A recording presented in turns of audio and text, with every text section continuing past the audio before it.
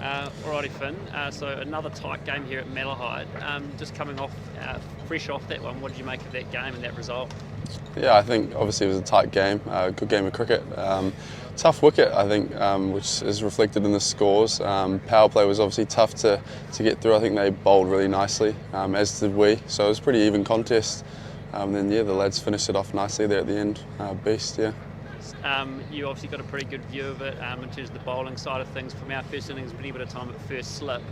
What was kind of working on that surface and what was making it so challenging for batsmen early? I think just good hard length we found was probably the most effective. Yeah, just like test match length. It was doing plenty. Yeah, I thought we bowled really well, restricted them nicely. It was good. Yeah, it was good. Like, I mean, they're allowed to play good cricket, and I think we closed off nicely. Santner bowled really well towards the end as well, which was good to see. Yeah.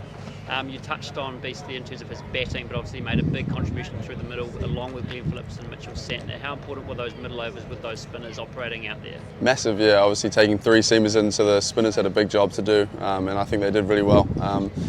Beast, yeah, he was challenging the bat the whole innings, the whole time he was bowling. So it was also really good to see him get the rewards for that. And then yeah, his batting's been pretty outstanding as well. So it's a pretty good game for him, yeah.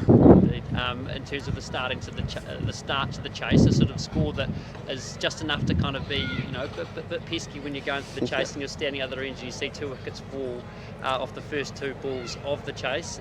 What were you sort of going ahead, and what were you and Tom Latham focusing on when you started going about your partnership? Yeah, I suppose I recognised that it wasn't easy early on. Me and Tommy had good comms. We kept each other in it and just kept reiterating to trust our base.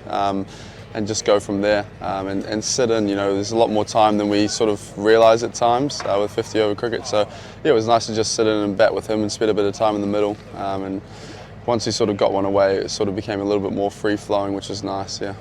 You are still relatively young, both in life but also in your 50 over career in terms of professional cricket. You mentioned there sort of actually the pace of your innings. Is that something that was a challenge out there, kind of realising that, hey, there's actually a lot more balls to come here and we can work this total out? Yeah, well, I mean, obviously having Tommy there helped a lot, and talking with him. But yeah, I mean, I guess for me, I'm still figuring out the pace that I want to go about with my one-day cricket. And sometimes on those wickets, I guess you have to sit in and realise that they're bowling well and get through that. And we still finished the power play on 56, I think. So yeah, we came out of it nicely. And I think, yeah, just recognising that there are sometimes tough periods in the game that you have to get through. And once you get through that, you kind of set in a way. So it was, yeah, a lot of learnings for me today, and obviously, as I said, nice to spend some time with Tommy Latham out there. They did a little bit of TV analysis on some of your contact points and a couple of those sixes you got away. Was there sort of a key point to your innings when you did start to feel a little bit more fluid and that things kind of, that you were working out what was working out there? I think I had one big swing and miss where I sort of felt, my swing felt good, and I was kind of, I guess, prepared to back myself to put that through the fuller ball, and then got one away, which was nice, and I kind of felt like I'd got into a bit of a groove, and my swing felt very fluent, which was nice. So yeah, I guess it was just nice to reap the rewards of getting through that tough phase and then get a couple away, which sort of got the innings going, which was nice. And then Tommy just, keeping me in there, and he was just really good to talk to. Yeah, very calming influence. In terms of a calming influence, we've seen 2 games in a row now. Michael Bracewell finished the game off and bat with the lower order.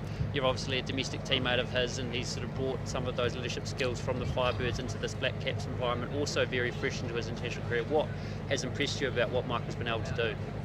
I mean, he's just literally done exactly what he's been doing in domestic cricket out here, and showing everyone what he can do. That guy's got ice in his veins.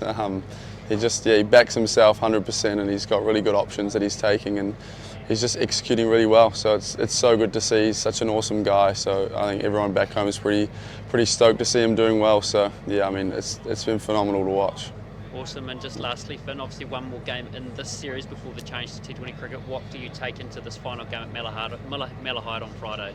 I think we just want to keep building on these 2 games as a team. Obviously take out the series 3-0, which will be nice, and good momentum to go into the rest of this Europe tour. And I guess personally, again, just build on what I was working on today and keep going with that.